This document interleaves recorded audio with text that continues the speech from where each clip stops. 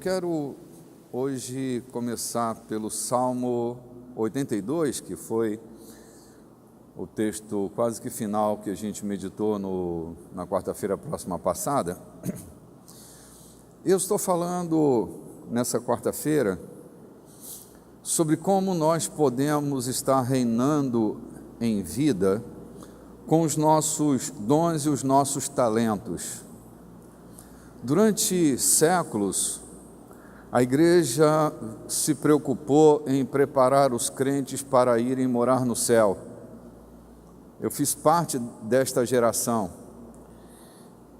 em que a força do argumento da igreja estava em apontar o céu como a saída para os dramas enfrentados na terra. Criamos uma geração escapista, criamos uma geração de pessoas que têm dificuldade de enfrentar problemas, têm dificuldade de enfrentar problemas conjugais, têm dificuldade de enfrentar problemas financeiros, têm dificuldade de enfrentar problemas espirituais, têm dificuldade de enfrentar problemas afetivos, enfim. Há pouco tempo atrás eu estava lendo a história de um grupo de jovens, cada um morando num país diferente. Estávamos examinando as estruturas mentais que estão vivendo nesse tempo e observando o comportamento trágico desses jovens, e a pesquisa era em torno das relações afetivas da adolescência e como tem aumentado também o número de adolescentes suicidas. E a pesquisa estava tratando das questões afetivas estritamente. São jovens que não suportam receber um não da namorada, não conseguem conviver com o não do namorado, e o primeiro passo é acabar com sua vida, é não conseguir conviver com aquela dor, porque numa crítica honesta, o suicida necessariamente ele não quer acabar com sua vida, ele quer acabar com sua dor, acabar com sua angústia, acabar com seu medo. E como os pais não vêm treinando os filhos a enfrentar dificuldades, não ensinam os filhos a resolverem problemas, criam para a geração seguinte um castelo de quimera, criam histórias e superprotegem seus filhos, não permitam que eles sejam treinados emocionalmente, estão sempre tentando superproteger. Então, as gerações que vêm surgindo são gerações frágeis, gerações que não suportam receber um não conseguem suportar a reprovação na escola, não conseguem conviver com a dor, não sabem dar a volta por cima, sempre dão a volta por baixo. Então, eu estou me dedicando a tratar deste assunto porque, na teologia paulina, o céu não é o lugar da nossa fuga. A terra é o lugar do nosso governo. A terra é o lugar onde eu e você, que possuímos a natureza de Cristo, nós temos a natureza de Cristo, pois não, irmãos? A natureza de Cristo em nós, a mente dele que está sobre nós, o modelo de pensar de Jesus, faz a gente triunfar sobre juízos, faz a gente superar a dor, superar os dramas, enfrentar realidades, sofrer o dano quando tem que sofrer o dano, sofrer a injustiça quando tem que sofrer a injustiça, mas passar por cima, se levantar novamente. A natureza daquele que ressuscitou habita dentro de nós. Nós sempre nos levantaremos novamente. Nós somos de uma natureza resiliente, incrível. A pressão pode vir e colocar a gente lá embaixo, mas a hora que a pressão sai, a gente está em pé novamente. A mente de Cristo não é uma mente treinada para a derrota eterna, mas para a vitória eterna, e ela está dentro de nós. Todavia, no ambiente onde nós mais colocamos o nosso foco, é o ambiente onde mais vamos ser treinados e perceber as coisas. Se eu tenho as minhas lentes comprometidas no ambiente onde eu vivo, eu vou ser treinado a observar coisas dentro daquele ambiente. Por exemplo, por que é que eu, quando vou a um país que olho a neve, eu vejo uma neve fria, de flocos que caem, são floquinhos brancos que se acumulam, e quando me perguntam o que é neve, eu digo, neve é um floquinho branco que cai do céu por causa da baixa temperatura, lá está neve. Eu vejo neve. Mas um esquimó, ele vê mais de 100 tipos de neve. Por que ele vê 100 tipos de neve e eu só vejo uma? Porque sua mente está treinada naquele ambiente. Ele vai ver coisas que nós não vamos ver, porque ele está treinado. No Evangelho, dependendo do ambiente onde você está sendo treinado, tudo que você vai ver é aquilo que estão te mostrando. Você não é desafiado a pensar, não é desafiado a perceber, porque a sua mente ela é formada com as informações que estão te dando. Eu cresci vendo o filme de Bang Bang. Era uma delícia aqueles Bang Bangs antigos. Sempre achei muito interessante. E em alguns filmes eu via como aquele velho Comanche, que era guia de uma tropa, como ele descia do cavalo, ou então era um Cherokee, né? Um Comanche, um Cherokee, ele descia da sua montaria, colocava o ouvido no chão e dizia para o comandante da bateria: está vindo 30 cavalos, dos quais 20 estão montados, 10 estão carregando a carga. Eles vêm a cerca de 20 quilômetros daqui. Por que é que aquele índio Comanche, com precisão, definia o que é que estava acontecendo a 20 quilômetros de distância? Mandinga? Não, treinamento. O movimento sísmico, por menor que fosse, naquele ouvido treinado, dava a ele uma ideia precisa dos 30 cavalos e dos 20 montados e dos 10 trazendo a carga. E se ficasse ali, a cavalaria ia chegar com essa característica. Eles estavam a tantos quilômetros de distância. Por que isso? Mentes treinadas. A mesma realidade estaria para nós, mas nós não decifraríamos esse mistério. Por quê? Não fazia parte do nosso mundo de percepção. Tem um texto muito interessante, eu quero começar com ele. Eu ia ao Salmo 82, mas eu vou lá depois. É o texto de Lucas capítulo 24. Bom, eu queria muito que você lesse esse texto, mas eu vou narrá-lo. Mas especificamente no versículo 13 tem uma coisa interessante. Jesus foi morto, crucificado. Lucas foi o mesmo que escreveu o livro de Atos dos Apóstolos. Ele era um grego, um médico grego, e ele tinha uma escrita assim com a precisão de um historiador. Ele era um cara de muitos detalhes, acho que até por causa da força da profissão dele, ele era detalhista.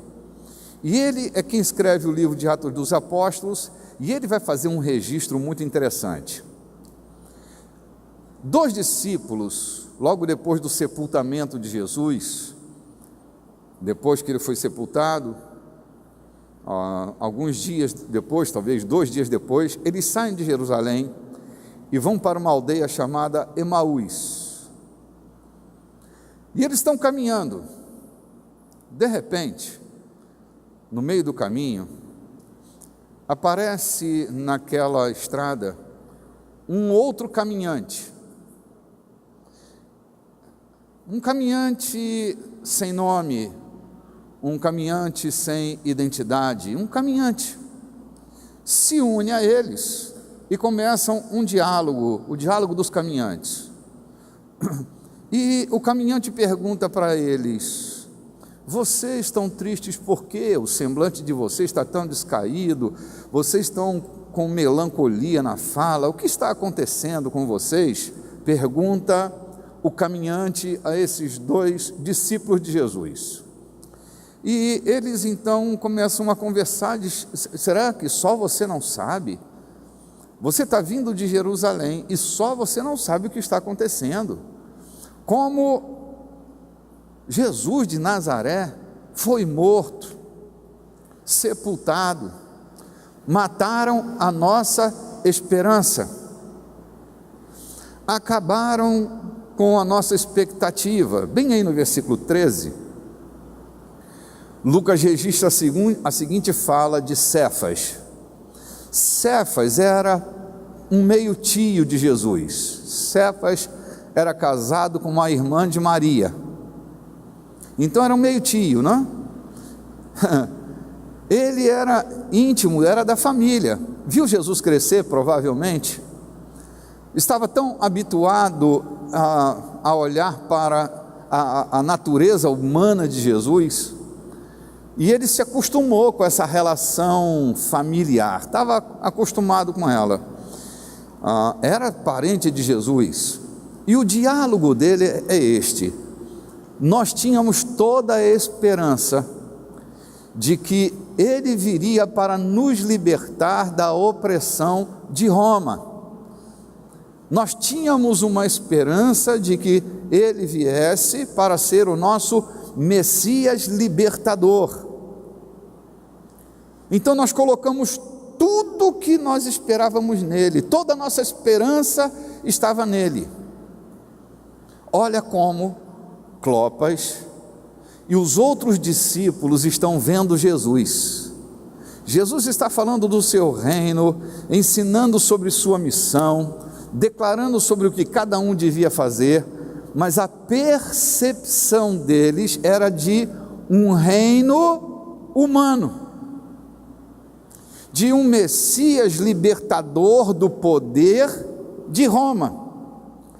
Olha como eles estão se movendo e andando com Jesus, fazendo parte da sua cruzada, caminhando para todos os lados com a única percepção de que Jesus era o Messias libertador. Eram discípulos de Jesus. Clopas ouviu talvez desde a primeira fala de Jesus. Talvez Clopas tenha ouvido pela primeira vez Jesus abrir a boca e chamá-lo titio. Mas ele estava com a informação errada. Andou com Jesus o tempo inteiro com a informação errada. O que eu temo como mestre da igreja, como apóstolo desta casa, que nossos irmãos estão andando com a informação errada, olhando para o reino de Deus, mas com a informação errada. Durante tantos anos nos deram a informação de que o nosso destino final era o céu, de que o céu era o lugar da nossa maior proteção. Nós nos esquecemos da nossa missão na terra. Outro dia, conversando com alguém, um nobre dizia: não, meu irmão, a coisa só vai piorar aqui nesse lugar, não pode contar comigo, nós vamos morar no céu, isso aqui está nas mãos do diabo. Olha o que é que os crentes nobres estão pensando sobre a terra. Nós às vezes até cantamos: esta terra vai pegar fogo, e achamos que isso é espiritual. A terra vai pegar fogo e nós vamos morar no céu. Onde é que tu vai morar? Eu vou morar no céu. E você? Sabe, esse conflito teológico arrancou da igreja de nosso Senhor Jesus Cristo a missão transformadora que ela nasceu para desenvolver. Eu não quero transformar nada, está tudo na mão do diabo. Eu quero transformar o quê? Nem minha família eu quero transformar, já tá, tudo jaz no maligno, minha mulher jaz no maligno, meu marido jaz no maligno, o governo desse estado jaz no maligno, o Brasil jaz no maligno, o planeta Terra jaz no maligno, eu faço o quê? Queridos, nós nascemos para reinar nesta terra. Cada problema que Deus dá a você, Ele dá a você para você treinar, para assumir a tarefa de resolver problemas cada vez mais complexos. A missão da igreja é reinar em vida. Paulo chama a igreja e diz para ela que a missão da igreja é reinar em vida, e Paulo treina a igreja para reinar em vida. Paulo não treina a igreja para ser uma covarde. Paulo não treina a igreja, seus discípulos não foram treinados para se acovardar. A vida deles era como um vinho para a libação, ou seja, a vida deles eram entregues para serem agentes de transformação no meio da sociedade. Quando os discípulos de Paulo chegavam numa cidade, a cantiga era essa: chegaram aqueles que vão transtornar essa cidade, aqueles que vão dividir a cidade ao meio, os que são da justiça e da fé e aqueles que são da contenda. Eles dividiam a cidade em dois. Quando Paulo chegava num lugar, e nós somos treinados na mente apostólica, treinados para transformar ambientes, mas muitos já estão cansados de lutar, porque estão abraçando causas que não são suas, e quando eu abraço uma causa que não é minha, a exaustão é o segundo passo a ser dado. Paulo diz: eu combati o bom combate. Quantos combates maus nós temos combatido, gente? São combates que não são bons, que nós nem devíamos estar combatendo. Não é nossa praia, não é o nosso território, não é a nossa vida, e nós estamos nos esgotando com combates que não são nossos, desde dentro de casa, combatendo combates que não são nossos combates, não são bons combates, aos combates sociais que também alguns desses combates que não nos pertencem, há outros combates que precisamos dar a nossa vida, mas há combates que a gente não tem que dar uma unha por eles, só vão nos cansar. E a igreja precisa perceber quais são os seus combates. Eu tenho pensado, meu Deus, Deus deu o dom de professorar aos professores, que deveriam ser, queridos, se os professores se unem nessa nação, eles mudam o Brasil, porque a tarefa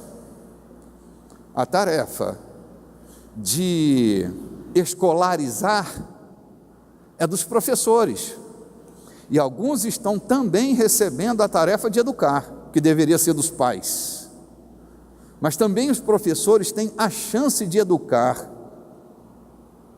que não deveria ser deles, mas alguns estão assumindo a tarefa de educar.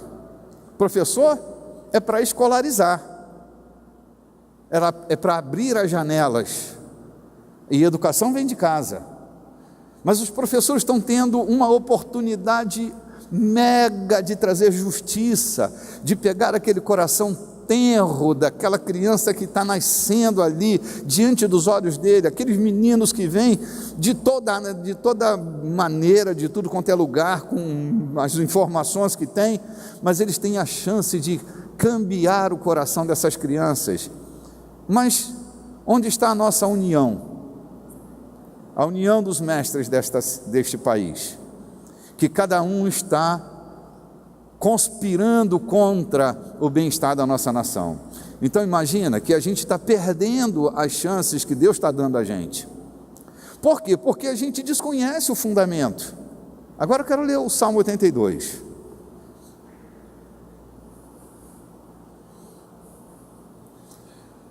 Olha o que diz o Salmo 82. Salmo 82 é um salmo de Asaf,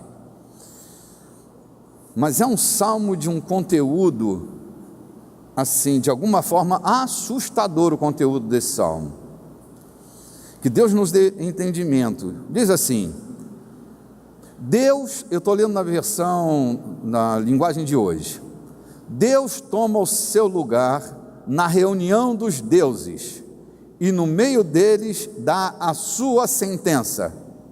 Onde que Deus está reunido, gente? Não, seria bom que você repetisse comigo para ficar gravado bem na sua mente. Em que lugar Deus está reunido? Ele está reunido entre os deuses. Isso aqui não é o panteão grego. Escuta, gente, eu vou aqui codificar isso para você. Não pense que Asaf está falando de um panteão. Asaf está falando da reunião dos filhos de Deus. Como por exemplo, um exemplo magro, mas um exemplo, Deus está aqui. Você acredita nisso, que Deus está aqui? É aqui que Deus estabelece sua sentença, na reunião dos deuses. O tradutor teve o cuidado de colocar essa palavra deuses em letra minúscula, porque é mesmo um conceito de um Deus diminuto.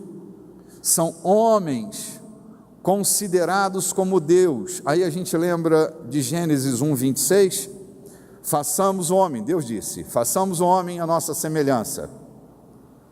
Na nossa espiritualidade nós somos semelhantes a Deus, gente. Isso pode estar te parecendo até uma heresia, não é?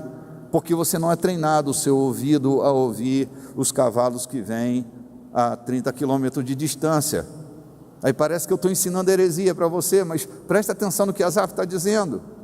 Que Deus se faz presente na reunião dos santos, que Deus se faz presente na reunião dos deuses, e ali Ele estabelece a sua sentença. Precisamos nos considerar como Deus nos considera. Quando Deus disse, vamos fazê-los a nossa semelhança, era isso que Deus tinha em mente, que nós fôssemos semelhantes a Deus aqui na terra. Por isso é que Jesus, quando ensina-nos a orar, ele diz, venha o teu reino e seja feita a tua vontade aqui na terra, como ela é feita no céu.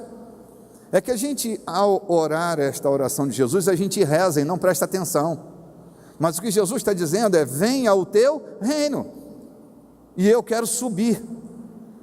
Deus quer trazer o reino, e eu quero subir. Deus quer trazer o reino. E esta confusão é porque os fundamentos estão alterados.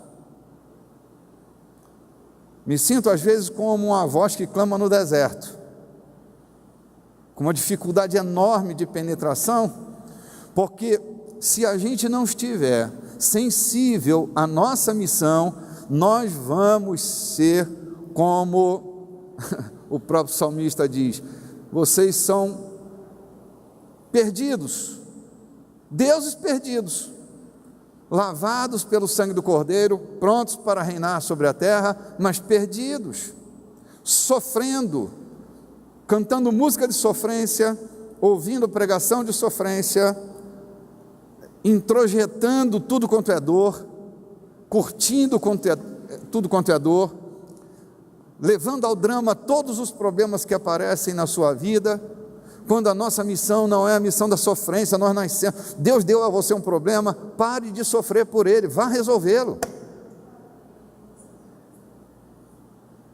Não, eu quero sofrimento não, eu vou entrar aqui numa campanha de 7 dias, em 7 dias eu resolvo esse problema. Tu não vai resolver, vai aumentar a tua dor.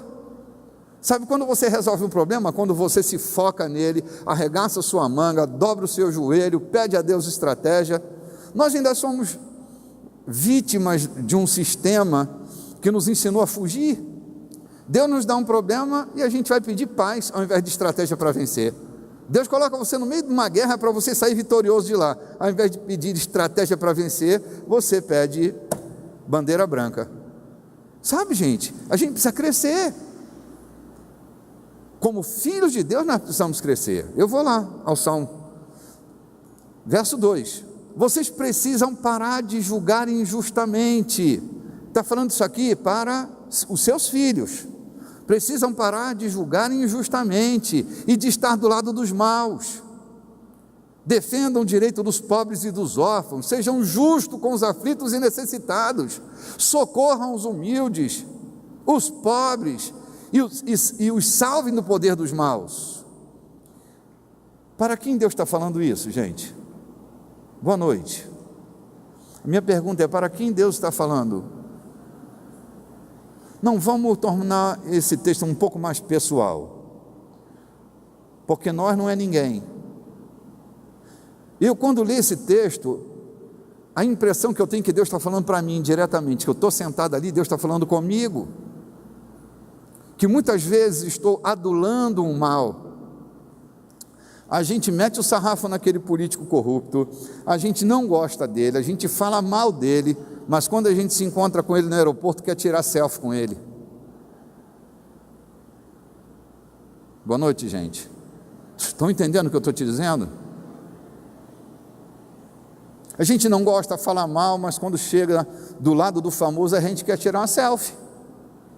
Deus está dizendo: não, não. Vocês nasceram para libertar o pobre, para transformar a mentalidade do pobre, para mudar a situação do órfão, para mudar a situação da viúva. Vocês nasceram para defender. E onde é que a gente faz isso? Tu acha onde? Que lugar que a gente faz isso? A gente faz isso no lugar onde a gente estiver. Seja na Câmara dos Vereadores, seja no Palácio do Planalto, seja na sala de aula, seja no escritório, seja dentro daquele consultório, seja na rua, seja dentro de casa. A nossa missão é libertar essa geração. Mas a gente está sofrendo tanto e distraído pelo sofrimento que a gente nem olha a dor do outro, desfocados completamente.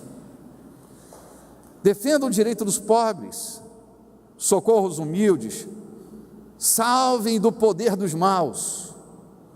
Quando eu olho para esse texto, eu dou um salto de entendimento e acho que durante tantos anos nós fugimos da nossa relação política com a nossa cidade, com o nosso estado, porque nós olhamos para lá e vemos que os corruptos estão lá.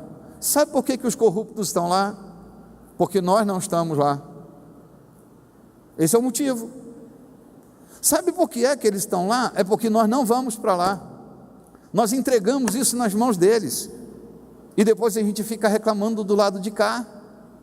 Não estou te dizendo que a gente tem que criar um partido político da igreja, não é isso. Mas eu estou te dizendo que a nossa presença lá pode transformar completamente, criando leis pertinentes à libertação do pobre. Não transformando este país numa maternidade, mas criando leis justas, transformando de fato a sociedade brasileira. A nossa missão está lá. Mas nós estamos tão envolvidos com os nossos problemas pessoais que a gente não está atento à nossa missão. A gente está lutando para sobreviver, ao invés de nós partirmos para viver, nós estamos numa tentativa de sobreviver. E nossos cultos às vezes são montados em torno dessa tentativa de sobreviver. Tá sério, né? Você não devia estar aqui hoje, né? Não estou nervoso não, viu gente? Eu estou em paz, eu só estou aqui arrazoando com você sobre a missão da igreja, a minha e a sua missão. Verso 5, aqui é que vem o cipó. Vocês são ignorantes, não entendem nada.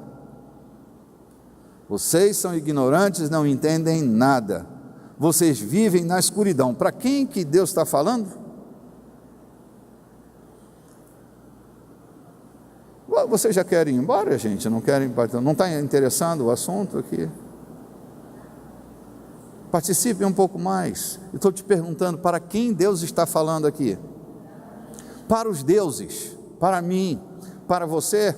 Ele está dizendo, isso está do jeito que está, porque vocês são ignorantes. Vocês pegaram o meu projeto e fizeram dele uma religião. Não um governo sobre a terra, uma religião. e olham o reino de Deus sobre a perspectiva religiosa, não como o governo de Deus sobre a terra, não para trazer os princípios de Deus sobre a terra. Sabe, a coisa anda tão confusa que não tem muito tempo assim, nós vimos estampado nos noticiários aquele político que recebeu lá uma propina, botava na meia, declarando que a bênção de Deus estava sobre ele ali, inclusive ia dizimar e ofertar daquele dinheiro da corrupção. Olha que onde nós estamos, olha onde é que nós estamos. O cara está juntando propina e vai entregar seu dízimo, entregar sua oferta. Graças a Deus, Deus foi bom com a gente e a gente está com esse dinheiro todo aqui agora. Que dinheiro é esse? Dinheiro meu, dinheiro seu, dinheiro desse país. E não está nem aí, é a mistura da religião, né, com a religiosidade, a religião, não, a política com a religiosidade, se misturou. Outro dia estava lendo agora, outro dia que eu digo foi ontem, anteontem, num grupo de pastores que eu estou ali só olhando e chorando, eles diziam da ingratidão dos pastores no estado, que estão apoiando uma certa candidata que vem pela frente, eles estão traindo. Este governador deu 30 vagas para capelães dentro da polícia militar. É uma injustiça que estamos fazendo com o governador. Nós estamos trocando voto por capelania. A nossa fidelidade é a Deus, gente, não é com um governo que não cabe mais dentro da nossa estrutura, mas estão alegando a injustiça dos pastores cujo governador colocou 30, eu sempre lembro do 30, porque 30 é um número, né? Fulano de tal 30, né? 30% disso, 30% do negócio, 30 pastores, é os 30. O velho 30 desse estado, que agora está dentro da igreja, 30 pastores que agora são capelães. Aí a gente deve favor ao governador, porque nomeou 30 capelães crentes. Conluio. Vocês são ignorantes, não entendem nada, vivem na escuridão. Tem uma Bíblia e vive na escuridão. Por quê? Porque não sabe discernir a vontade de Deus. Acham que a vontade de Deus é qualquer coisa, menos transformar o seu estado, menos transformar o seu país. O governo de Deus é coisa séria, meus irmãos. As bases da lei e da ordem na terra estão abaladas. As bases da lei e da ordem na terra estão abaladas. Por que é que a lei e a ordem da terra estão abaladas? Porque nós estamos focando a vida cristã no lugar errado. Nós estamos atrás de alívio. Sabe, nós estamos feito gato. Sabe como que o gato faz, né? O gato nos parece muito carinhoso, o gatinho, o bichano. O bichano vem, ele passa entre suas pernas e você está pensando que ele está fazendo carinho em você. Ele vai, estica todo o seu corpo, vai até o final da cauda e você acha que ele está sendo carinhoso com você. Sabe o que o gato está fazendo? Liberando energia estática. Ele não está fazendo carinho, ele está usando você para se aliviar. Boa noite, gente, a paz do Senhor. Ele vem devagarzinho e vai embora. Você diz, tão carinhoso o bichano. Carinhoso? Ele está se aliviando da energia estática que está incomodando ele, por isso que ele vai até o final do rabo assim, ó, e que alívio, usei mais um. E às vezes eu sinto que nós somos como nós, que eu estou dizendo, nós, povo de Deus, né? Nós, deuses dessa terra, estamos usando as oportunidades para nos aliviar, não para trazer verdadeira transformação para o nosso país. As bases da lei e da ordem na terra estão abaladas. Eu disse: vocês são deuses, todos vocês são filhos do Deus Altíssimo.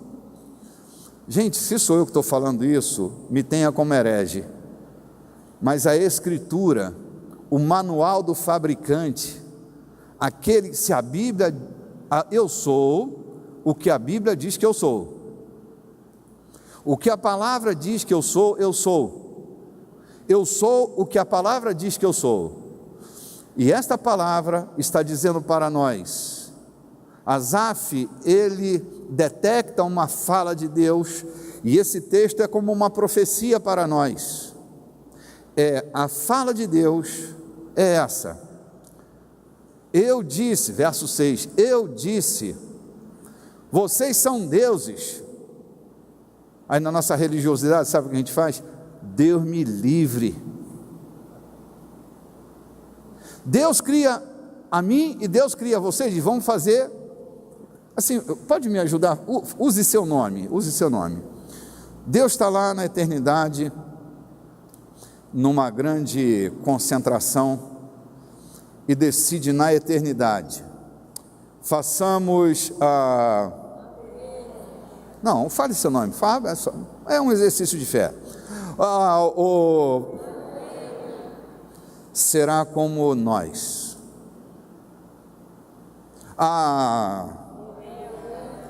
Terá domínio sobre a terra.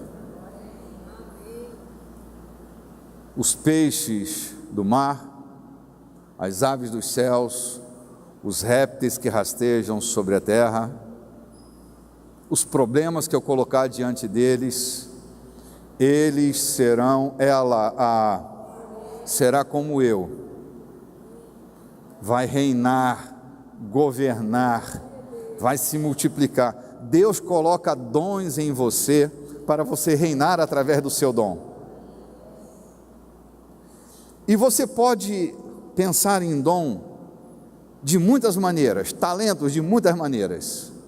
Por exemplo, digamos que você gosta de escrever. Acho que até domingo passado o retrasado dizia: se você é um blogueiro, Deus deu a você o dom de interferir. Ao invés de postar superficialidades, comece a postar os ambientes da transformação. Comece a usar o seu dom para mudar a realidade de pessoas que têm acesso a você, que eu não tenho. É o nosso meio. Se você é um professor, tem acesso à sala de aula. Se você é um mecânico, tem acesso a um outro grupo, a uma equipe. Eu e você nascemos para libertar, de alguma forma. Nós somos deuses naquele lugar. Nós não somos crentes tentando sobreviver. Nós somos agentes de Deus para a transformação. Eu contei para vocês, acho que domingo passado, eu fui preso nos Estados Unidos. Fui preso injustamente, mas eu estava preso nos Estados Unidos. Me levaram para uma sala. E chegando naquela sala, assim, foi um negócio meio dantesco, virou um incidente internacional, porque eu ia representando o Brasil numa comitiva, eu era convidado do governo bahaменse, eu chego nos Estados Unidos, porque eu não tinha visto americano, mas eu tinha tempo para permanecer no aeroporto, para pegar o meu voo. Eles frustraram o meu voo, me levaram para uma sala, e eu fiquei preso nessa sala. E lá nas Bahamas, eles brigando com os Estados Unidos para me liberar, não liberar, e foi um incidente internacional com a minha pessoa lá. Mas eu entrei dentro daquela sala, entendi que eu estava preso naquele lugar, e ao invés de chorar, de reclamar, porque eu estava perdendo dinheiro, e perdendo possibilidade de negócio, talvez tenha sido nossa melhor oportunidade de negócio, né, filha? Era uma sociedade que Clarice trabalhava com joias semi-preciosas, com pedras de Minas Gerais, e eu estava levando um carregamento legal, o problema não era o carregamento, as pedras que eu estava levando, né? era legal, estava documentado. Mas quando eu cheguei dentro daquela sala, eu entendi, eu precisava manifestar o reino de Deus naquele lugar. E se eu reclamasse, murmurasse, gritasse, não ia mudar absolutamente nada, talvez fosse agravar. Então eu passei a perceber, o que eu vou fazer para transformar esse ambiente? Vi logo uma mulher que estava com a mãozinha mirrada, sentada dentro do mesmo lugar, estávamos presos na mesma sala. Ela com a mãozinha mirrada, a cara de triste. Eu disse, eu vou começar por aqui, o poder de Deus está sobre mim. Eu estou cheio do Espírito Santo. Onde você estiver, meu irmão, tu vai estar cheio do Espírito Santo. Então, quando você dá vazão ao que Deus quer fazer, a coisa vai mudar. Me aproximei daquela mulher, ela era uma mulher que morava num país ali da América Central. Ela falava espanhol, né? E eu perguntei a ela, que se passa, irmã? Com a mãozinha dela, né? Aí ela disse, eu tenho um problema sério de saúde, eu tive artrite, tive artrose, e agora estou com minha mão atrofiada. E eu disse a ela, manifestando o reino naquele lugar, manifestando o reino, eu perguntei a ela, tu creres em Jesus Cristo? Ela disse, sí, lo crucificado. Disse, não, lo ressurreto. Lo ressurreto. Que o crucificado está limitado, não é não? Lo ressurreto não há limite. E eu tentando corrigir a mentalidade dela, disse, lo ressurreto. Ela disse, sim, o olho dela se abriu. E eu vi que ela tinha fé para ser curada. O que eu fiz? Peguei a mãozinha dela e disse, tu estás sanada pelo poder de Jesus Cristo. Dei um beijo na mão dela, mirradinha, e disse para ela, estende a tua mão. E ela foi estendendo,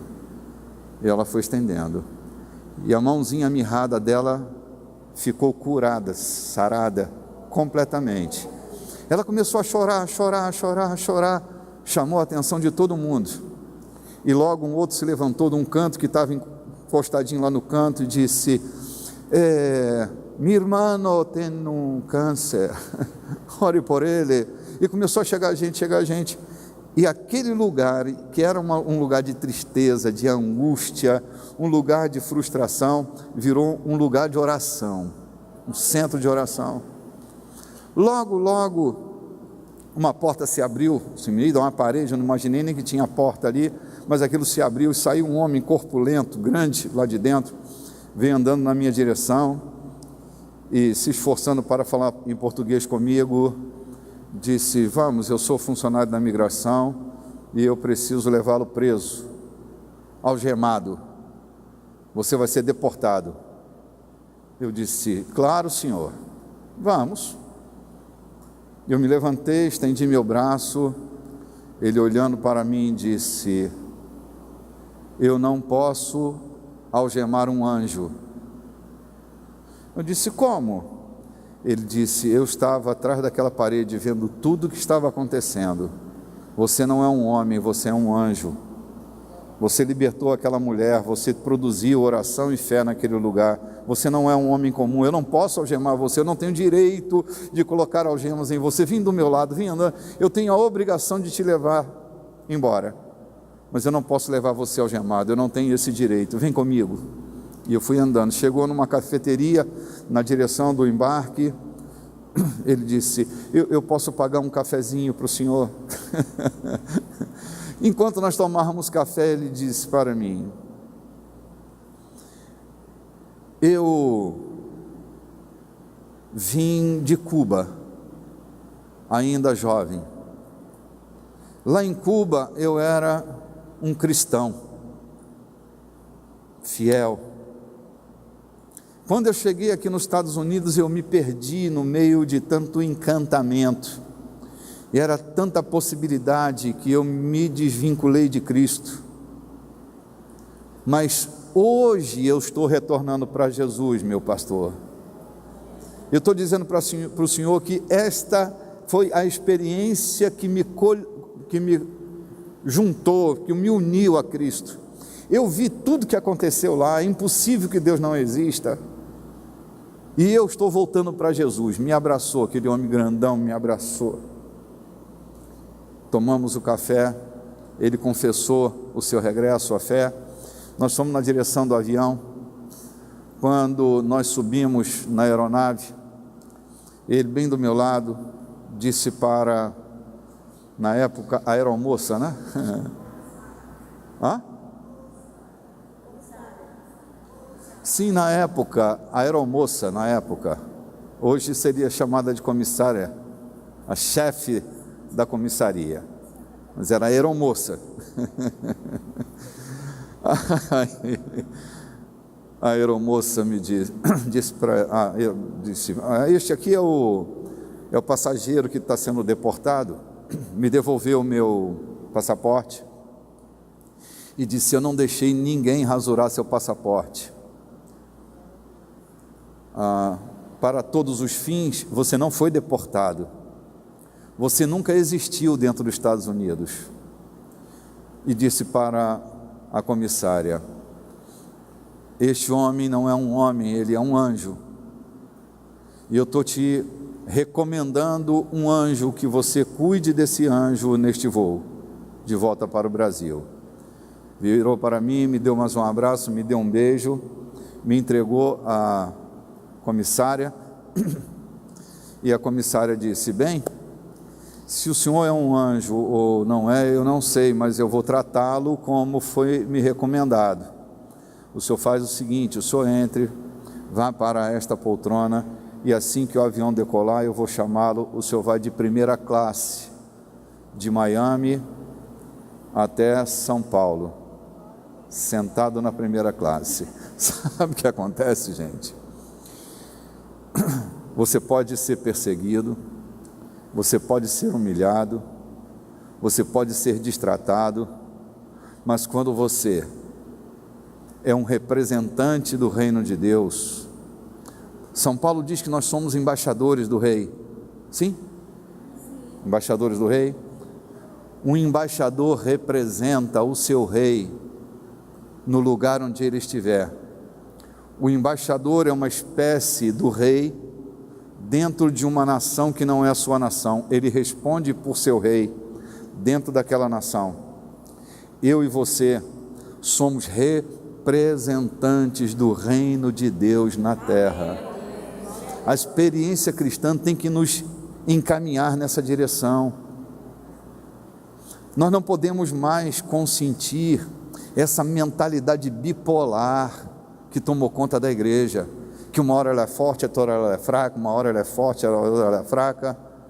Nós somos fortes o tempo inteiro, porque o espírito do vencedor habita dentro de nós. Quando nós, de posse das palavras de São Paulo, dizemos: eu tudo posso naquele que me fortalece, você precisa saber que você pode tudo. Até passar por dificuldade você pode, mas você passará por ela, mas a dificuldade não é a sua vida. Mude sua mente e não pense em viver mais pela sobrevivência. Você está em missão. Você está em missão naquela escola, você está em missão naquele departamento, você está em missão na sua casa, você está em missão naquele escritório, você está em missão naquele estúdio, você está em missão naquele ateliê, você está em missão naquele lugar em que você estiver. Ali você precisa trazer o reino de Deus. Essa é a nossa missão. O reino precisa vir para a terra. Os crentes não podem ter uma ação covarde, querer ir para o céu, porque as coisas estão difíceis aqui na terra. Estão difíceis, arregace sua manga, curve seu joelho, busque direção de Deus e transforme esse lugar difícil. Seja ele qual for, sua saúde.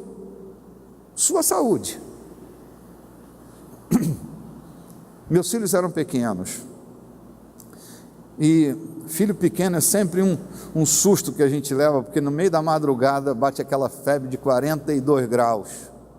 E você não tem carro, é 3 horas da manhã, você não quer incomodar os vizinhos, e a criança está com 42 graus em cima da cama. Não tem SUS, não tinha UPA, UPA era um susto que a gente levava, né? UPA! Não tinha UPA. E como vamos fazer? Você é representante do rei. Agarra esse menino, role com ele sobre a cama, manifeste a sua fé. Você está cheio do Espírito Santo. Sabe o que vai acontecer? Ele vai começar a suar, suar, suar, suar, e o espírito da febre vai embora. É febre, câncer, você é um representante do reino de Deus. A senhora estava com um câncer no útero, era uma pastora, e começou a ficar triste, triste, triste, lutando pela sobrevivência dela. E ela veio me trazer uma notícia. Uma amiga dela disse: olha, a pastora fulana está com câncer, o câncer tomou conta, ele já se enraizou, ela não tem mais jeito para ela. E eu vim aqui te suplicar, vá orar comigo. Eu estava impedido de ir. Sabe o que eu fiz? Peguei um lenço. Não é meu hábito, mas eu já vi Paulo fazendo isso. O problema é a gente fazer o que a gente não vê na Bíblia, a gente fica inventando moda. Mas eu vi Paulo ungindo os lençóis. Peguei meu lenço, botei sobre o meu rosto, projetei minha fé, disse para aquela mulher: pega esse lenço, eu sou um representante do rei, leve esse lenço, põe em cima da barriga dela quando você chegar lá e diga: em nome de Jesus, câncer, você está falido e fracassado. Só isso, em nome de Jesus. E bote o lenço e deixe ela dormir com esse lenço sobre a barriga dela. Alguns poucos meses depois eu me encontrei com esta senhora que vinha me trazendo a notícia, e ela me agarrou pelo pescoço. Era uma mulher grande, corpulenta, bicho, forte toda a vida, parecia uma vaca de Bazã, meu irmão. E eu disse: o que foi, querida? Ela disse: minha irmã foi curada. Eu coloquei o lenço e durante a madrugada ela começou a sentir cólica, foi para o banheiro para fazer seu asseio, e quando ela se sentou, caiu uma carne esponjosa, estranha, parecia um monstro alienígena dentro do vaso. Ela colheu aquele material, botou dentro de uma vasilha e levou para o hospital, e o médico disse, ela disse que o médico disse assim para ela: o câncer se matou. As raízes todas se voltaram para dentro dele e o câncer se matou, se asfixiou, foi o que o médico disse para ela. Caiu tudo, onde tinha raiz, aquilo foi vindo, foi vindo, foi vindo. Sabe, gente, eu não sou santo milagreiro, mas eu sou Deus sobre essa terra. Não, não é eu, é tu e eu. Tu e eu, nós. O fundamento da terra está abalado, porque nós estamos ignorando o poder que há em nós. Puxa, já vai acabar, cara, eu precisava mais de umas 2 horas aqui, olha. Efésios capítulo 1, Paulo diz exatamente quem é a igreja. Assim, eu acho que é a falta de identidade, da nossa identidade, de conhecer a nossa identidade, que a gente se perde, sabe? Quem eu sou? Paulo vai dizer que a igreja sou eu e você, né? A igreja orgânica somos nós somos a igreja orgânica. Paulo diz que Deus fez um projeto unindo o céu e a terra, Efésios capítulo 1, quero sugerir que você pegue Efésios capítulo 1 e leia todo o texto. A carta aos Efésios foi a carta que eu mais li na minha vida, não sei quantas vezes eu li, mas eu li inúmeras vezes. Eu me projetei sobre a carta aos Efésios durante 3 anos, estudando atentamente a carta aos Efésios. Sim, eu tenho um bom conhecimento sobre esta carta. Logo no capítulo 1, Paulo diz que Deus fez um projeto para unir o céu e a terra, e no tempo certo, no tempo aprazado, ele uniu o céu e a terra num projeto chamado Jesus, que veio trazer o reino. Ele disse que Jesus, como o último Adão, o varão que veio restaurar o governo da terra. Ele venceu tudo, dominou tudo, colocou tudo debaixo dos seus pés e constituiu a igreja como seu corpo e se tornou cabeça desse corpo. Dá para tu entender essa figura? Ele é o cabeça, a igreja é o corpo e tudo está debaixo deste corpo. Tudo está debaixo do cabeça e tudo está debaixo do corpo que o cabeça está. Então todas as coisas estão debaixo da autoridade da igreja. Eu e você. Mas a dificuldade para a gente acreditar nisso, porque a gente ainda se vê com uma perspectiva esquizofrênica. Como eu disse, uma identidade bipolar. Uma hora a gente acha que a gente é poderoso. Se o culto for daquele de gritar, pular, você acha, sai de lá assim, ó. Mas se o culto não ganha esse contorno, você não se sente poderoso. Querido, você é poderoso no dia que você acorda chorando ou no dia que você acorda sorrindo. Porque quem entrou dentro de você não sai quando você chora, nem sai quando você está rindo. Ele está com você todos os dias até a consumação dos séculos. Nesse plano de unir o céu e a terra, ele incluiu você. Para você nunca mais andar pelas necessidades que você tem, mas pela missão que você tem. As necessidades que nós temos, gente, algumas delas, elas têm que receber um não da nossa parte. Não é a hora. Nós temos apetites naturais que não podemos ceder a esse apetite naquele momento determinado, porque aquilo vai conspirar contra a nossa ordem, vai enfermar a nossa vida. Nós temos a mente de Cristo, somos vitoriosos em Jesus, nos deu a capacidade de superar qualquer problema que a gente enfrente, mas aí a gente vive com essa identidade bipolar, tripolar, polipolar, sei lá que diabo, meu irmão. Uma hora acredito numa coisa, outra hora acredito em outra, e vou vivendo essa bipolaridade. A palavra tem que corrigir nossa maneira de pensar, ela tem que agir terapeuticamente em nós, rompendo com esse engodo. Nós precisamos ser como um índio Apache, que coloca o ouvido no chão de lá vem uma montaria de 20 soldados e 10 dessas mulas estão sem montaria, estão trazendo provisão, estão chegando 20 quilômetros daqui. Sabe o que é isso? Nós estamos treinados. Quando vem um problema para você, pare de chorar. É a oportunidade que você tem de dar a volta por cima. Porque quando você chora, você conduz a sua alma para dentro de um território de impossibilidades.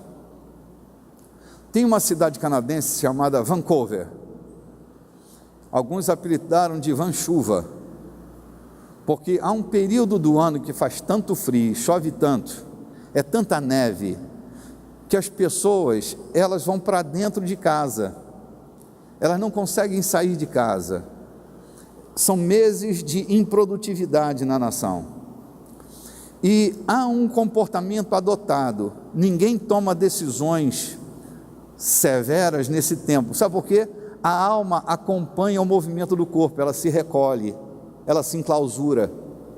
E toda decisão tomada nesse momento de enclausuramento da alma, é decisão que vai se arrepender logo, logo, porque é resultado de uma emoção que está deslocada.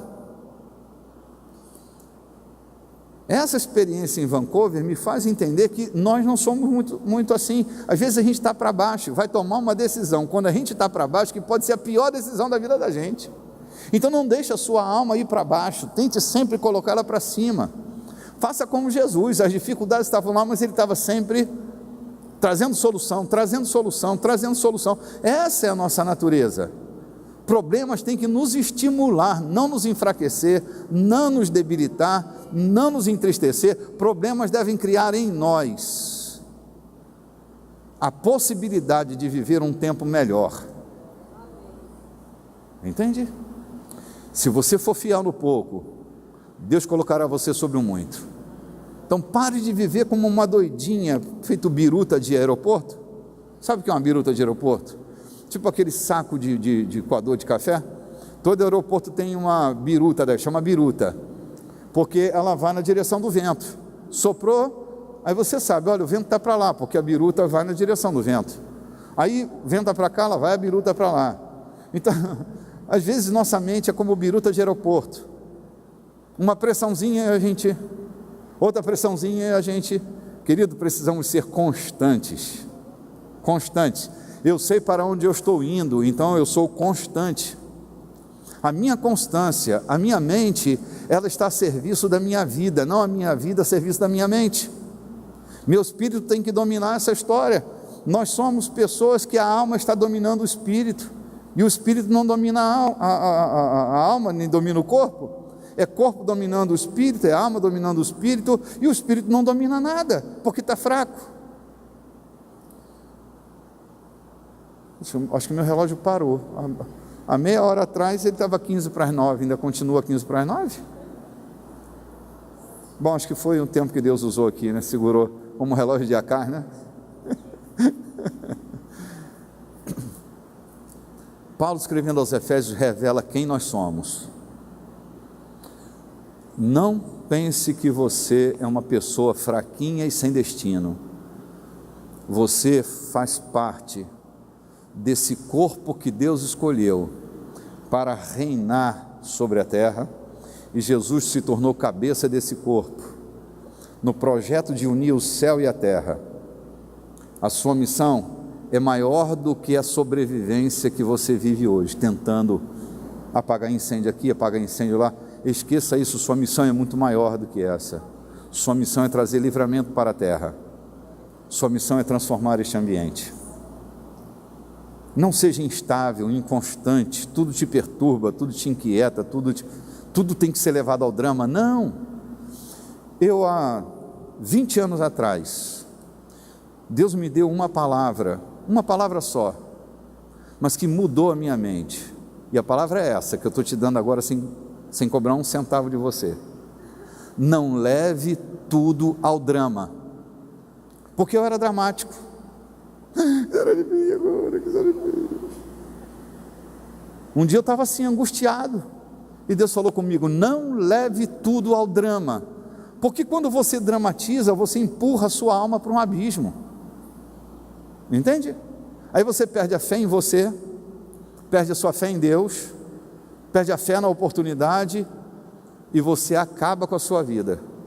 Então, minha irmã querida, estou falando pessoalmente para você, não leve tudo ao drama, pelo amor de Deus. Você está com uma baita de uma oportunidade de viver dias melhores. Então pare de reclamar e de dramatizar as coisas. Meu irmão, não dramatize as coisas. Não crie um drama quando Deus está te dando uma oportunidade. Problemas são oportunidades. 100 tipos de neve. Você está num novo mundo agora. Você está num mundo que tem que ser ressignificado na sua vida. Se você não ressignificar, o caminho da fé é um mundo de ressignificação. Deus dá a você um problema para você resolver, e você tem que se ressignificar, não se encolher diante dele. Se sinta responsável por fazer isso. Deus nunca dá a você um problema que você não possa resolver. Não há nada que nasça na nossa vida que nós não podemos resolver. Se chegou até aí, é porque você pode resolver. Então, crie uma disposição mental. Não viva nessa bipolaridade da fé. Você é firme em Deus, constante em Deus. São Pedro dizia assim: cinja os lombos da mente de vocês. Para Pedro, a mente tinha lombo.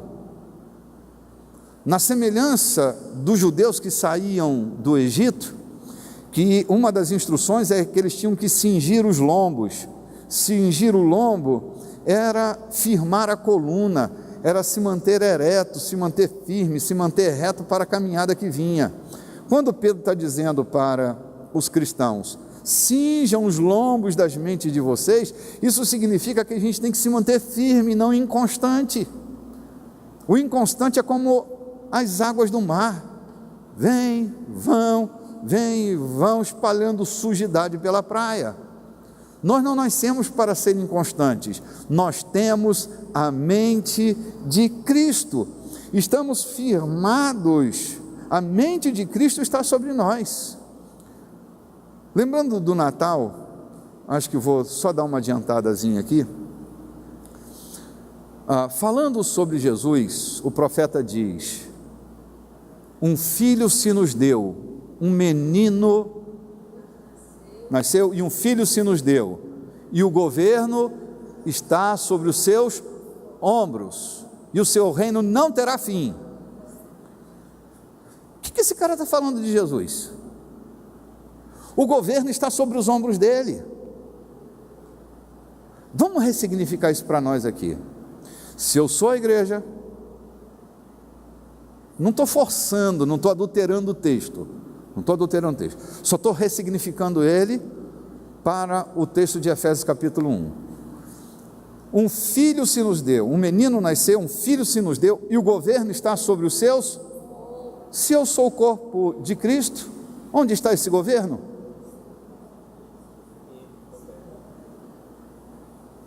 Ele é o cabeça, nós somos o corpo. Deus colocou o seu governo sobre nós, gente. Governe sobre sua casa. Não deixe que o mau humor atrapalhe a paz da sua casa.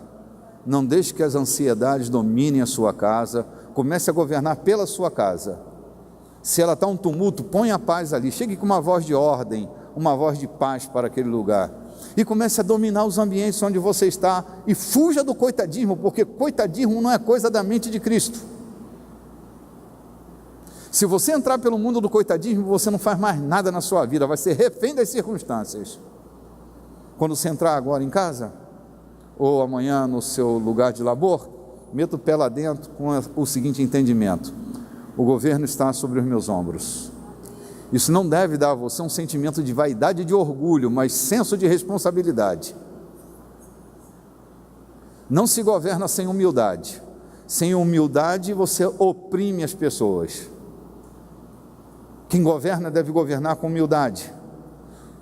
O governo está sobre os seus ombros, e o seu reino não terá fim.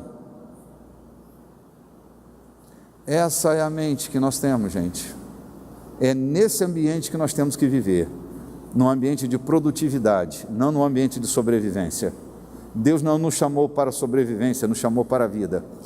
Jesus chama seus discípulos, João capítulo 10. Jesus chama seus discípulos e diz: o ladrão vem para roubar, matar e destruir. A gente não tem nada a ver com ladrão. Eu vim para que vocês tenham vida e a tenham em abundância. A abundância é o nosso estilo de vida. Mesmo passando por dificuldades, nós podemos ter uma vida abundante. É possível cantar no meio da guerra. É possível ser feliz na escassez. Se você tem a mente de Cristo, você será superador sempre. Obrigado por vocês terem estado aqui essa noite.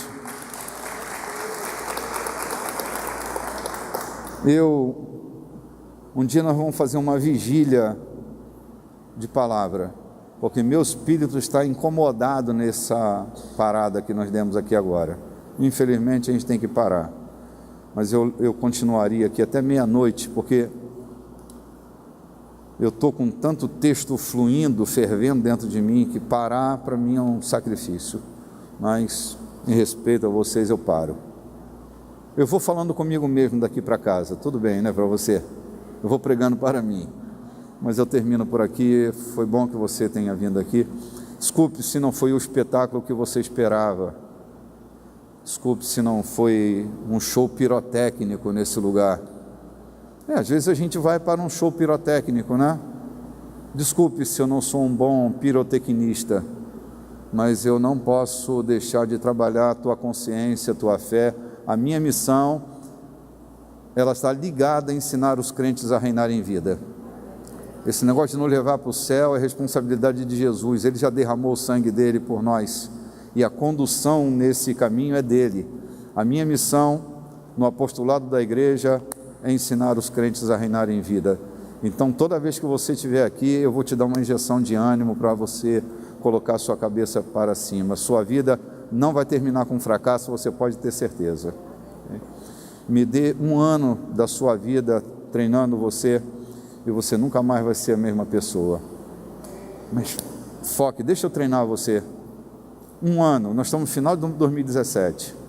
Pegue 2018 e diz: eu vou para a igreja para ser treinada. Vou para a igreja para ser treinado. Eu não vou ficar lá de bobeira, abrindo a boca, esperando a mosca entrar. Eu vou treinar minha cabeça. Se eu não puder ir num culto, eu vou lá na internet, vou entrar no canal Igreja da Colheita, lá no YouTube, e vou rever o culto, vou sentar, vou fazer anotação. Cara, não venha para a igreja para marcar bobeira. Nós não estamos de bobeira. Nós estamos treinando gente para transformar essa nação. Ok? Se o mundo jaz no maligno, nós não somos do maligno, nós não somos coveiro desse mundo que jaz no maligno, nós somos libertadores desse mundo. Ok? Não entendi, meu amor. Pode falar.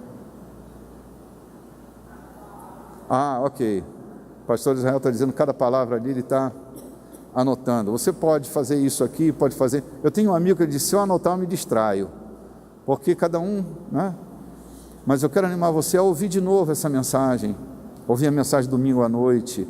A gente está trabalhando esse ano de 2018 será um ano intenso para nós de treinamento. Eu me recuso a fazer cultos pirotécnicos aqui. Nós vamos bater firme, gente. Nós vamos sair daqui gente treinada, saudável emocionalmente, saudável espiritualmente.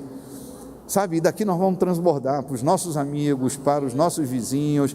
Nós vamos ser gente transbordante, né? Eu vim para que vocês tenham vida e a tenham em abundância. O nosso transbordo vai ajudar muita gente, viu? As pessoas que olham para você de: meu Deus, não acredito. O que tu está pensando assim? O que aconteceu contigo? Viu a borboleta azul? O que aconteceu? Você vai poder dizer que eu me tornei um embaixador, uma embaixatriz do reino de Deus. Eu tenho a mente de Cristo, eu nasci para governar em vida.